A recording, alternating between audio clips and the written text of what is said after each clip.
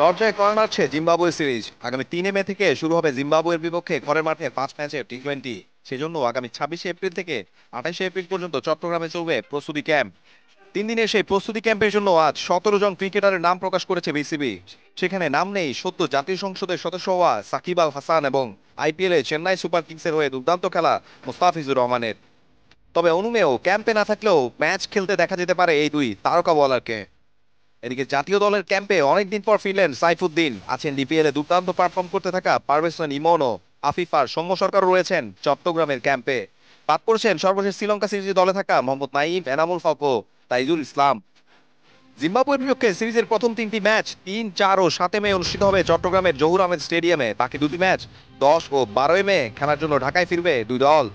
সিরিজের জন্য নাজমুল হোসেন শান্তকে অধিনায়ক করে স্কোয়াডে আরও আছেন লিটন দাস, তানজিদ হাসান তামিম, তাওহিদ হৃদয়, মাহমুদুল্লাহ রিয়াদ, জাকের আলী, মেহেদী হাসান, রিশাদ হোসেন, তাসকিন আহমেদ, শরীফুল ইসলাম, তানজিম হাসান, পারভেজ হোসেন, তানভীর ইসলাম, আফিফ হোসেন, হাসান মাহমুদ, সাইফুদ্দিন ও সৌম্য সরকার।